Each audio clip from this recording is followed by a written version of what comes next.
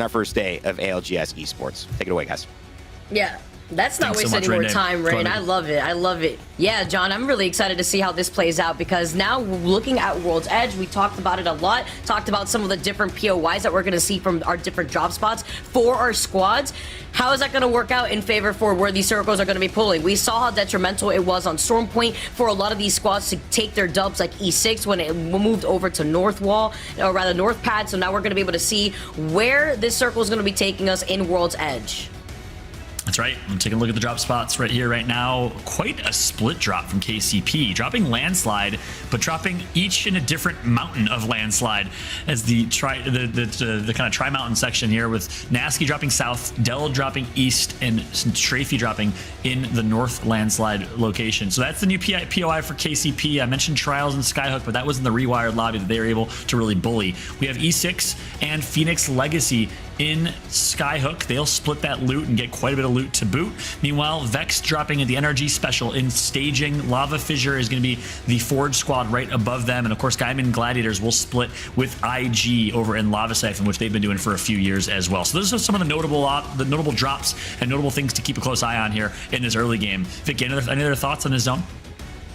I mean, looking at where the zone's going to be pulling over to the left side, I'm looking at Vex kind of situated in staging and doing that split land where you can see Unlucky not only having control over the geyser loot, but also the opportunity to get Beacon. Having that Beacon over to the left side is going to be highly contested from what I'm expecting for the squads that like to play the edge of the circle like we saw a lot on Storm Point. Looking like Alliance, you know, being one of those squads that take their time to slow rotate in. Pioneers, as we take a look at how they've been doing so far, I mean, they're leading the way in our overall lobby, not too far off from Echo Esports, who are just 8 points away from KCP, but Pioneers do land in Landslide like you were talking about before, and they do have the crypto out that's been working out amazingly here for the Pioneers, but changing up this comp a little bit for themselves. I'm wondering what they've got up their sleeves here with Nasky taking control over the crypto. That's a lot of the information where Nasky's going to try to take advantage of before making the shots on where they want to rotate and where they want to be in that final circle.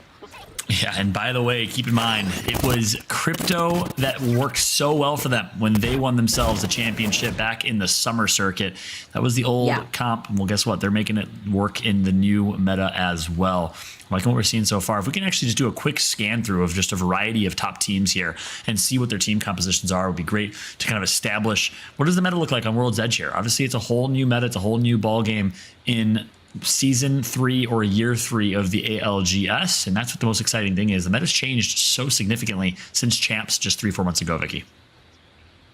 Yeah, I like how you highlighted that because with the different compositions from map to map that we've seen from a lot of our different teams, I've asked, you know, questions to some of our players wondering what their preferences are, and we always get different answers whether they feel comfortable rocking the same composition. As we got that game audio for you guys at home and Pioneers looking to make their next move. But remember that beacon that I was mentioning before? That's to the south, or rather north of the thermal station, south of Lava Fissure. It's already going to get contested by the Pioneers because with the crypto, it's not about calling out where these spots are available for you with the drone, but it's also being able to scan the beacon without over contesting and overextending, as Horizon in an early fight themselves over at Fragment. That's right. This is also the Fragment East versus Fragment West fight we expected. Horizon. And it's actually going to be Light and Locky right above them dropping in Survey Camp that are going to rotate south. And here comes some of these northern fights that you typically see on rotation. Horizon, the team, versus Horizon, the player. Controller player from the UK. It looks like these two teams are not going to like what they see. They're going to opt not to fight for now, but keep in mind, they'll be rotating in parallel. A couple more teams in the area. I'm interested to see who's going to survive, who will make it through, because I don't think every team will survive this rotate. Meanwhile, Nea's out here knocking a Fricks, going to be able to get the dirty as well, so it's already one member out, leaving a squad to just play this as a duo, as Horizon are going to be able to take the high ground right here over this team. Nice position for them. This is a good spot for them to not only hold when it comes to the high ground, but to also negate any sort of third party that's going to be hurtling in their direction. They're onto it, though, with the quick rotation. You could already see they're rotating towards Landslide. And I like this call here from Horizon because you could expect other teams already making their way through Landslide. And if they're not already in Landslide, they're definitely making the rotation away from Countdown there already. You can already see with some of this early fighting, it's high peak. Remember, we saw them get knocked originally. Looks like Bavis is still alive, and looks like it was Corpa that was in a lot of trouble. Here comes a third party, though, from right behind High Peak, as Bavis won't be able to get away in time. Trying to run for their lives. Managed to slide for some sort of safety, but literally has 1 HP. The bunny hops, the movement from Bavis. What's up? Goodbye. See you later. It was cool while it lasted, you know?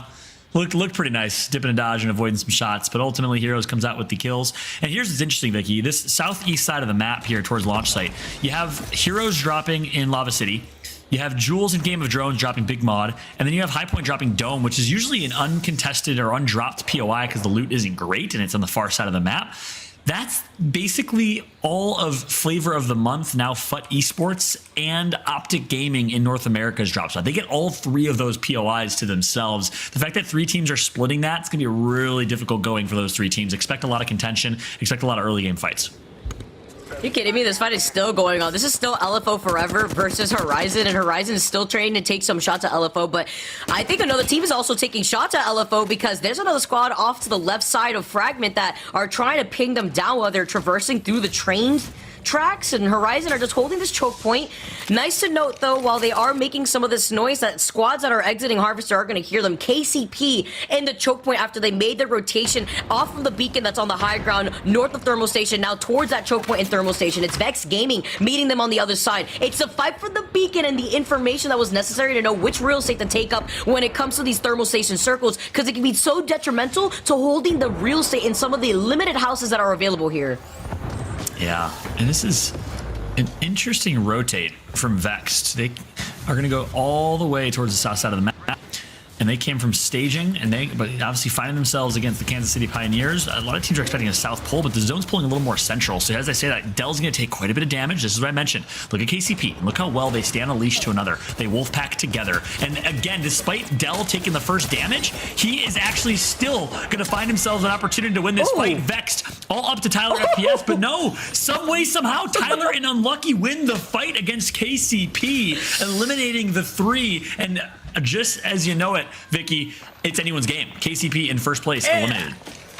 The PK! The PK! I love it! Unlucky still getting that knock before he gets taken down from the trade. Tyler, clean up on aisle 3 as he takes care of the rest with Vex Gaming. Now they're going to be able to get Matafi right back in this lobby with the beacon being right there. They got to do this quick, though, because I am expecting more squads leaving Staging and Harvester to make their way already into Thermal Station, or even rotating through Tree, because sometimes you see that beacon that's south of Thermal Station as well. As we can see, Horizon have not left Fragment. They are still here. It looks like they wanted as much to loot as they possibly can, squeezing what is little left for Fragment. Yeah, and it's interesting because we saw them hit the zip line and start heading towards the choke point of the tunnel over towards Landslide, but they must have seen something or found an opportunity to take a fight and double backed. So they'll be playing Edge, and this is what I mentioned when Rainday asked, we're going to see a lot of Seer, a lot of Horizon, a lot of Valkyrie. That's kind of what we call default comp, very similar to what we saw as the default comp of Gibraltar, Valkyrie, and Wraith back in the day. We're seeing as now Horizon, Valkyrie, and Seer. That is our kind of default composition that majority of teams are going to be running, with a few teams running off meta, like we see Crypto and Watson in the hands of Kansas City Pioneers and others. But expect this team comp all day long, and especially when we go to North America, vast majority of teams will be running this team comp as well. That's why it's so important to highlight how unorthodox the APAC compositions were, because there were barely, if anything, no Horizon in sight. So it's nice to be able to see that mix up between different regions, as the Horizon obviously makes a very prevalent appearance in World's Edge. Getting onto the high ground and even having to force a lot of these teams to vertically adjust their crossers could be so difficult here, as Horizon are going to see a squad already in Harvester. Ooh, nice beamage with the G7, and with my favorite scope 2, the 2x4. No other attachments attached to that G7 for Mimu, but with some of those pings, they are making some noise, and there are already squads like Navi who are in the middle of this rotation. They see the fighting, but they don't want to fully engage just yet, because they don't want to get circle kept for that next circle. This thing slow down here a bit, Vicky. I will ask you, am I a weirdo for preferring the 3-cog over the 2x4? Does that make me a lunatic? No. Right. I feel like that, Cool. I feel like I'm the weirdo, if anything. The 2x4 could be very, particular. I do really like it a lot. Indeed. The 3 times, a particular favorite for a lot of players. I also really like the R301, obviously. 3 times and the 2x scope being so good on that weapon. I was actually wondering here, with Navi taking a slower approach, if we may see a Skyward dive, but it looks like they are just going to try to fully send it while taking their time to ease their way into that next circle. They heard the cease of fire, so they're looking to the left to make sure that they're not going to get in a sandwich position with the squad in Harvester, and of course the squad that we just saw right now with Horizon rotating to the left side, maybe taking a longer approach through Lava Siphon. Yep, so we're still seeing Newcastle and Watson, the taser combo, the big combo on display here on World's Edge. We said we'd still see a few teams rocking it. And just less than last time. Meanwhile, we see Game of Drones rocking that crypto. And they forever will have to play crypto as long as their team name is Game of Drones. Here comes a little Valkyrie poke, and they'll get the respawn, but it's going to be tight for them. Oh my gosh, he got the cancel with a split second left. That is tragic. I sat on the edge of my seat right there because I thought that Arc Star was gonna stick him. It was so close because he got the res.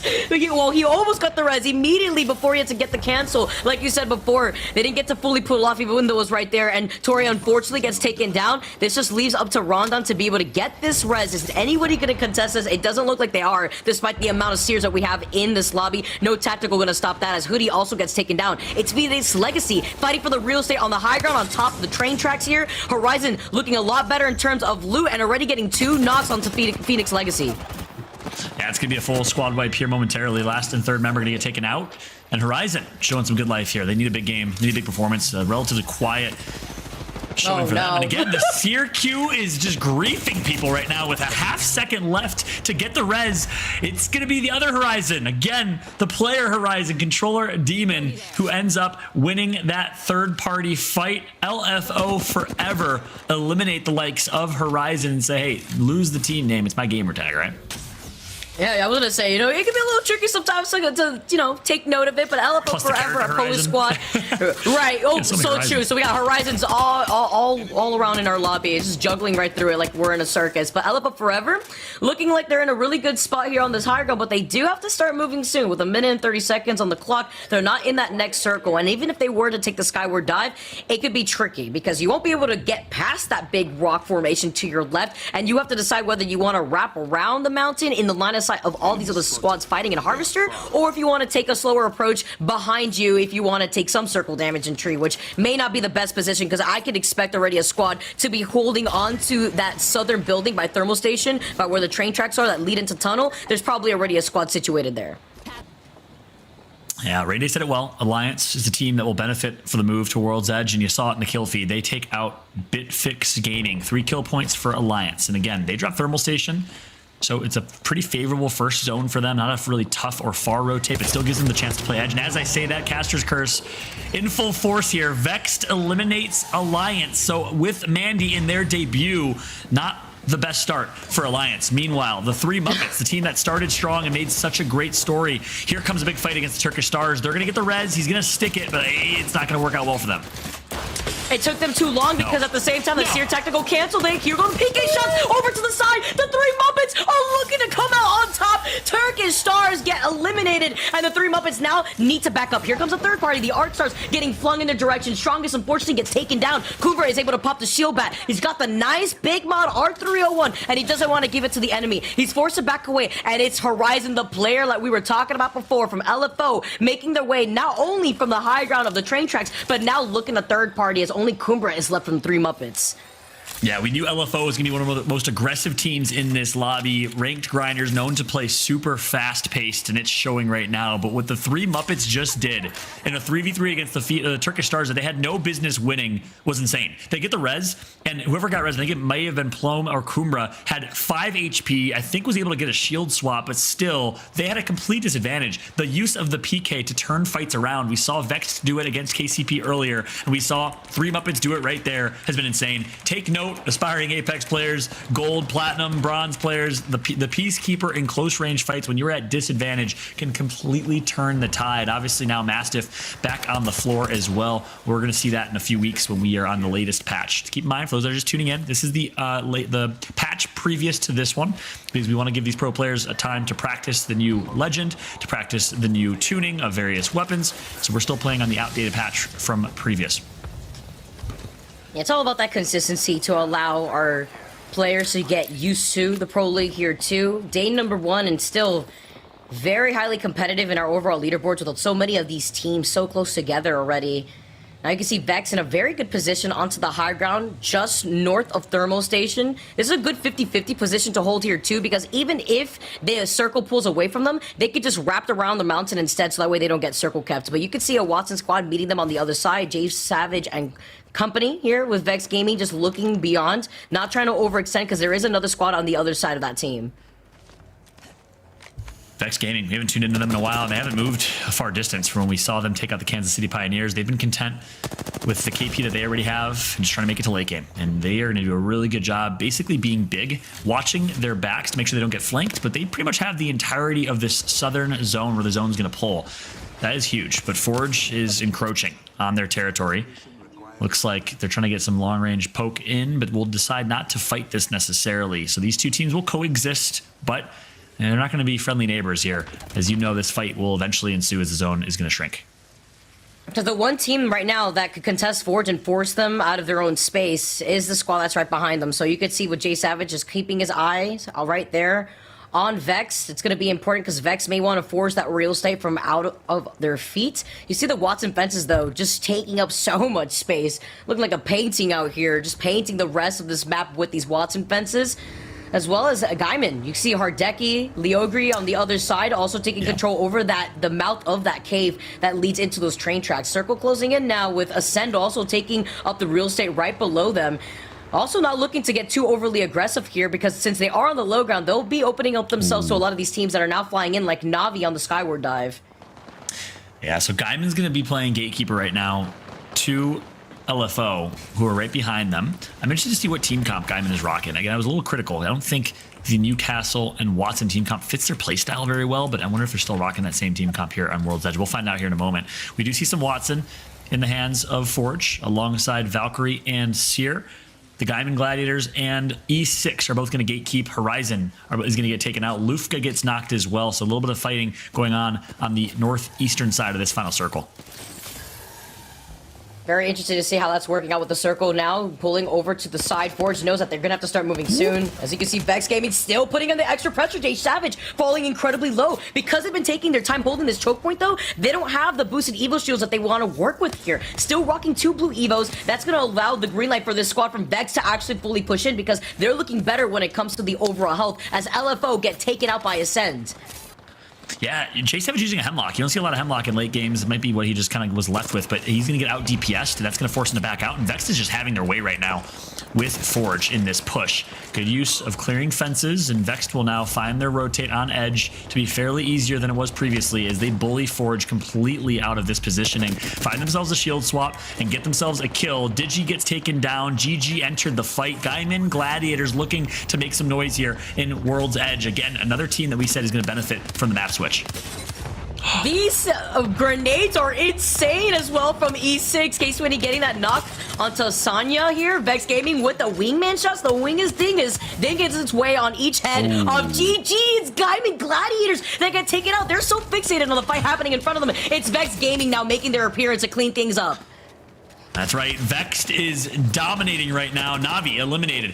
Gaiman Gladiators eliminated. Vexed is running through the entire lobby right now, looking much like KCP in game number 3. But here on World's Edge, can Vexed close it out, much like their peers did just 1 game ago in their debut under the Vexed org, the worst kept secret in Apex Legends, by the way, that this team was getting signed by Vexed. Sorry for maybe slightly contributing to that leakage, my Vexed friends. But this Bosch squad turned Vexed is looking great here in game number 4. And they need it. They need to have this amazing pop-off game right now here, too, because they also have the positional advantage compared to the other teams left in this lobby. 4 squads left. We know that it's Vex Gaming, E6, Ascend, wondering who that last straggler is, as they're going to continuously harass those last 2 players. Oh, no, it's Forge, the remainder of Forge, that won't be able to survive for very long. They do manage to heal up, but if they reveal themselves too much here, Vex Gaming still have the positional advantage, but again, it's the KP that they really wanted, and it looks like they are able to obtain it. Vex Gaming, look at this, 14 total kills so far, 3 squads left in this lobby. That just leaves Vex, E6, and Ascend officially. Yeah, you said it well. What's left of Forge is really what was remaining there. And I want to see Forge play a little more aggressive here. 2 games in a row now, we've seen them kind of run with their tails between their legs in these fights. You got to sometimes just, find some guts and take that 3v3 fight when they had it. They had a clean 3v3 against Vexed at the choke. They could be in Vexed's position right now if they're able to win that fight. But again, it just goes to show Vexed's firepower is too strong. And speaking of firepower, we know Element 6, former 69 IQ roster, so incredibly skilled and talented in these fights, these 3v3s. We have E6, we have Ascend, and we have Vex, 3 of the most reputable orgs that we have in EU left in this lobby. 3 very, very good teams at 3v3 or 3v3v3 fights. It's going to be a crazy finish here in this one. It's also really nice to note that E6 is still rocking the Lifeline Fallout. This is great because they can make that makeshift cover with the Lifeline care packages, with the Replicator being right behind Vex. The circle closing in, they won't have access to it as easily now, wondering if it's just on the outskirts of the circle. But this is a game, once again, that Vex absolutely needs, because before this game, they were overall sitting in 9th place right behind Forge. So having a high KP game and a dub will skyrocket them in the overall leaderboards. They're going to be able to hold on to this balcony real quick. Oh, you see Tyler trying to be a little cheeky with that gravity lift, though. Who is he gonna elevate? Is he gonna give the alley-oop? Huge grenade as well, and a fall from the G7. Vex cannot push this, though, or else it's gonna be a green light for Ascent to also push in. Toffee gets another knock. 2 members of E6 down. I think I saw Slayers as one of them. That's gonna be the lifeline here. So all up to K-Swinny, the last alive on this team, the crypto of this team. Vexed Gaming is continuing their running rampage. Can they get the res is the question. Crypto Drone's going to come out and try and just buy them some time, do some damage. But no, he's going to be forced to drop. Here comes Vex coming from high ground here. Traversing the Swiss Alps right now is Vexed, as they will find themselves a knock on post kill. They get the final kill on E6. They get the final knock on Ascend, and Vexed is gonna do it here. A 3v2 to close this one out. They need to get these final knocks. Yes, they do. Vexed Gaming is your champion here on World's Edge. A huge game from them. And so cleanly, too. They didn't even need to destroy those Watson fences. You see all those EVA 8 shots booming its way right through the rest of Ascent. What a beautiful performance from Vex. Not only did they get so much